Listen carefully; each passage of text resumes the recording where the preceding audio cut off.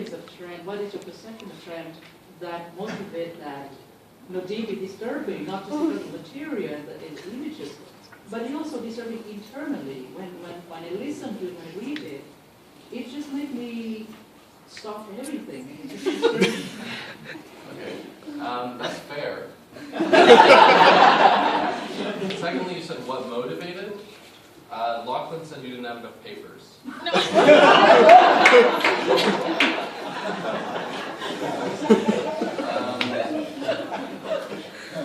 I think, though, that Trent, first of all, I like Trent a lot, and I didn't have the opportunity to do something like this, if not for Trent. But I do think that Trent doesn't have a unified identity, or that there's so many different agendas going on that we don't, that we do become disenchanted with the idea of social progress and start to see some of that kind of language as really, really juvenile. But we should reevaluate that. But I don't know what conclusion we would come to. Great. You may have already answered the question. First of all, well done. As someone who absorbed Allen Ginsberg in high school in order to get through it, I liked it a lot, and I've known many people who felt as your speaker feels at Trent on a good day, let alone a bad day. But the question: I have the unfortunate fate of being the son of a Trent satirist, and that satirist once told me, Owen, you never satire that which you don't love. So I have to ask you the question: what does your speaker love about what they're saying? Is this your dad, you're saying? Yes. What's your name? Sean, but anyway, continue. Nice to meet you. Yeah, well, I mean, the referees told me that I clearly had a genuine agenda, so that must mean that I love the school, I think. And I like the idea of the school, too. And ideas are pretty powerful things, so... Was the question, do I love the school? No, what does your speaker love about the thing about what he's talking about? What do I love about it? Yeah, what does he love? Well, it seems at this point that I was able to get away with it, at least. That's a good enough answer, all. So I like that about it. Thanks.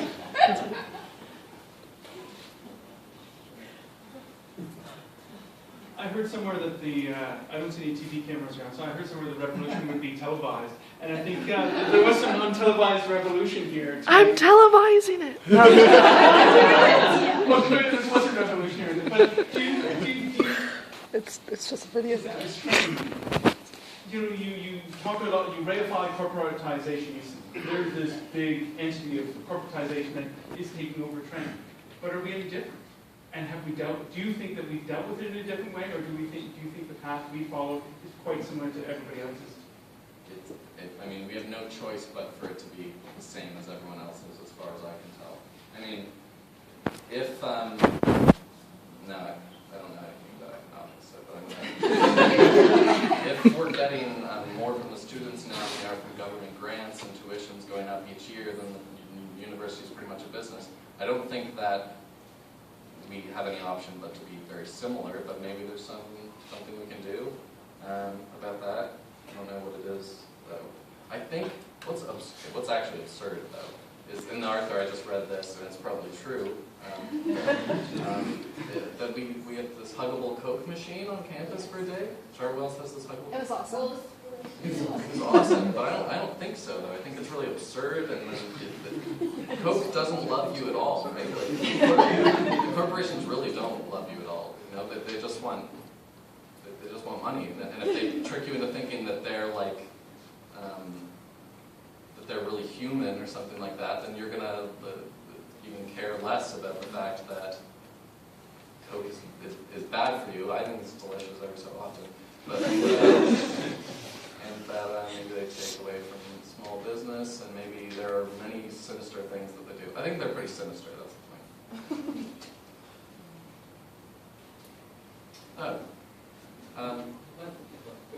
Yeah, you more power. So, I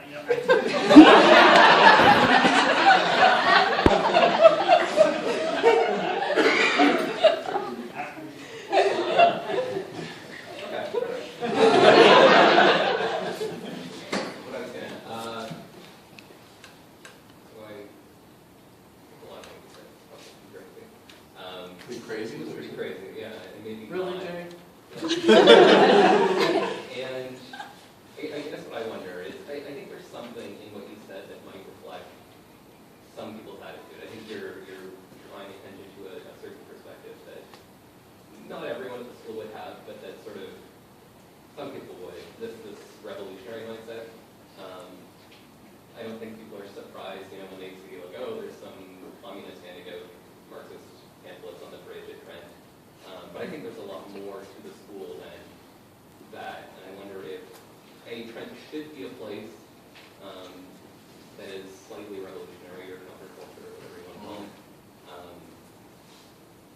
Whether that, and maybe whether it ever was, I think it's such a big institution that, even if there is some part of that in it,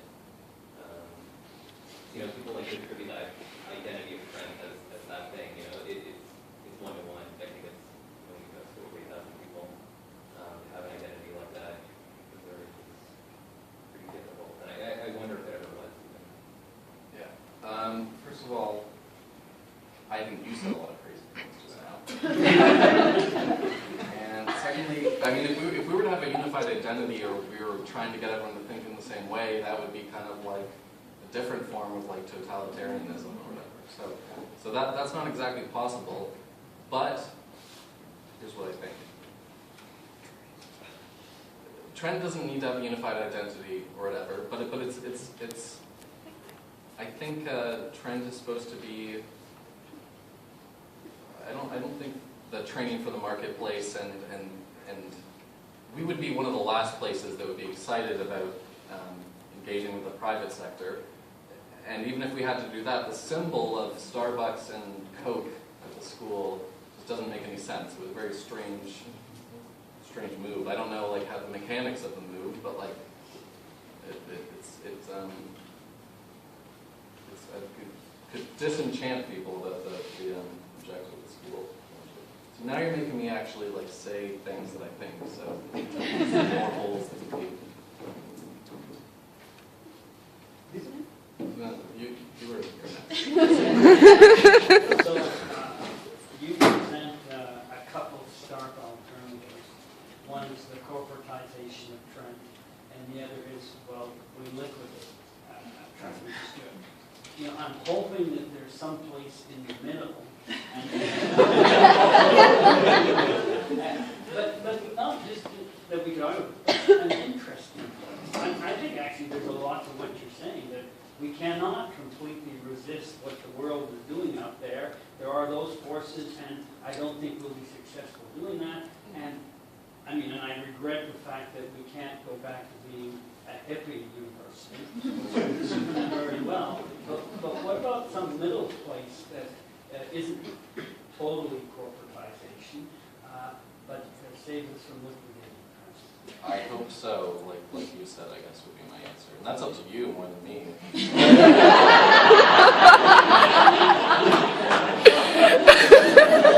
But if there's a point to this essay, it's that there are forces beyond our control and you kind of have to compromise to a certain degree. But then that affects your idealism, right? So you, having to compromise is not a very good, fun thing.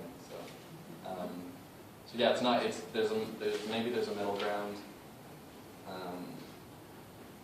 don't know if the actual structure could be altered, but maybe reevaluation of ideas. So you can get away with not saying very much, Yeah, but they're forced beyond your control. I have no choice but to be a business. Is what I would say. There's a couple of interesting things that you said there, and I enjoyed the essay. Dr. Groark sort of took away one of the comments I was going to make, which is, but before I say that, I think, the whole thing about all style, no substance, and level of the satire, I think there's something that somewhat is in contradiction here. And what's in contradiction is that maybe Trent has no value, and maybe you're not learning anything. But from my perspective, looking at you personally, I think you have learned something. Yeah, I'm So to genius, I think. and just hearing the essay and what you had to say indicates that you actually have learned something contrary to what you might have thought you haven't. So I think you have. And I think what you've learned puts, is allows people like yourself and future leaders to be able to challenge some of the aristocrats that you might be looking at. The other thing is, maybe Trent does have a place, and universities in general have a place within our greater infrastructure. Because, you look at places like the city of Toronto, and if Ryerson were to disappear tomorrow, it would be missed. But if Trent were to disappear in Peterborough, it would be sadly missed. Because it could, Peterborough and Trent is part and parcel. And I think so the university does have a place from an intellectual perspective and from a business perspective. And I think the two do go hand in hand. And I think to what you had just said. So just a comment there. What's your name? Charles. Nice to meet you, Charles. Okay, so you said a lot of things there. First of all, I think Trent's pretty great. I think we're probably the best university in Peterborough.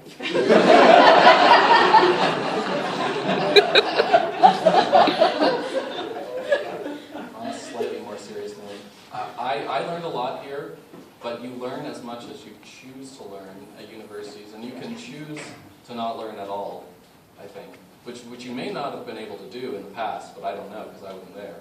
But you can get through it at school at probably any university. I've only been to this one, but I think you can get away with not learning anything potentially. But there's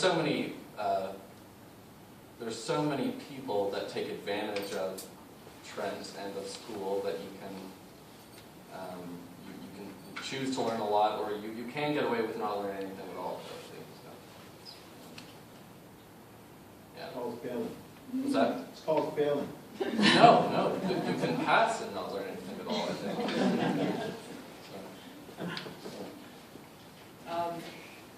Well, one thing you said so strongly, when you comment on idealisms and the reality of the market and all of that, and I think Trent done a remarkable job of being resistant to that to some extent, being true to its values and its idea.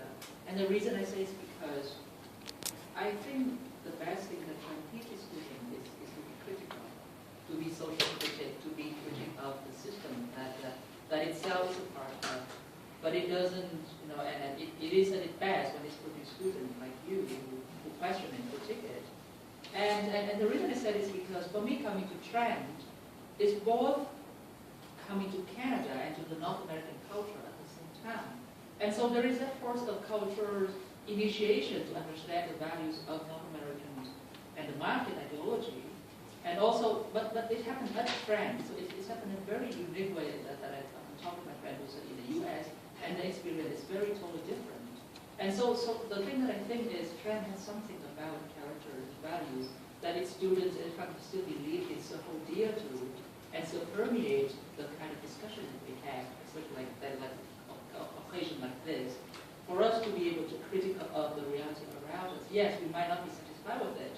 Yes, we might be forced to submit to that reality. It doesn't prevent us to be critical of it, though, and it doesn't prevent us to try and strive for better and for transformation of the future, much as Trent actually transformed so many of the students. So that's just my opinion. You're saying Trent. I wouldn't even write the essay about Trent losing its radicalism if I didn't know that it was supposed to be radical in the first place, which it is to a certain degree. The only reason I know about this kind of language and this kind of thinking is because I've had professors like Gillian Balfour, who's quite a radical, her. There does seem to be a lot of people that are leftist leaning at the school, which is good and bad, I think. Probably more good than bad. I don't know, but I'm not willing to comment on that. So I think Trent it has a little bit of, take it back. It does actually have a little bit of uniqueness to it.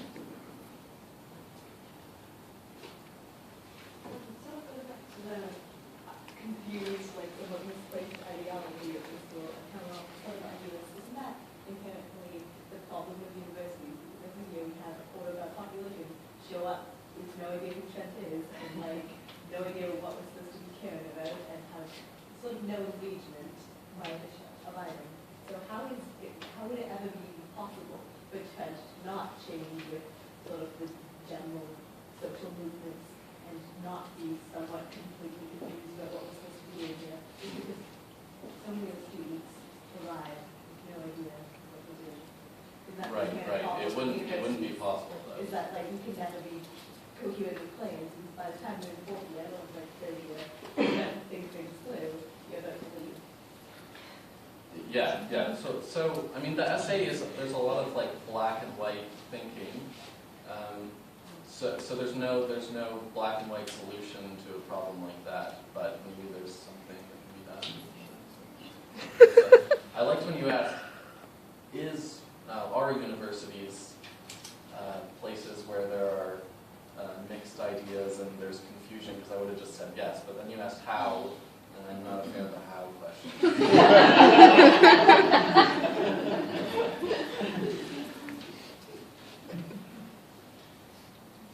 How?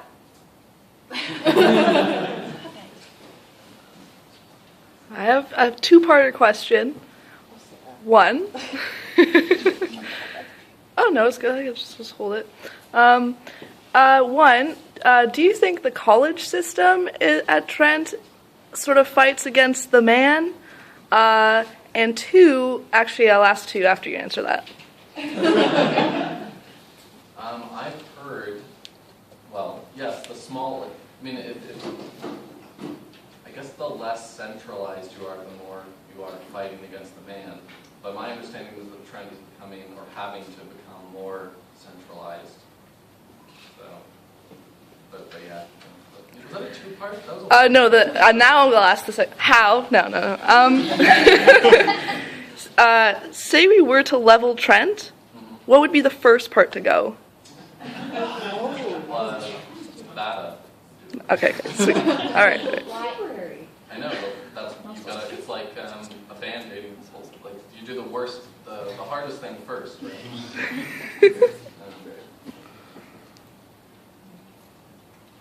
Okay, here's my new thesis. The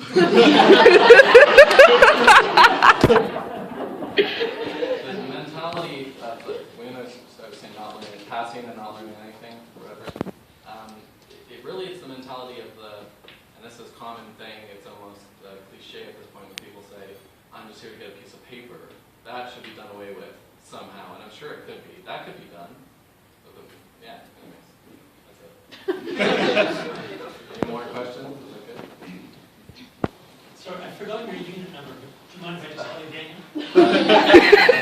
0441199. So, Mr. 0441199, I just wanted to say thank you for your wonderful satire. I really thoroughly enjoyed it. And I only have a couple of exhortations. One is, don't just leave it to Leo to decide what the future can be and will be. Continue to stay engaged, continue to not have all the answers, but continue to ask your great questions. Thank you. Yeah, we'll do.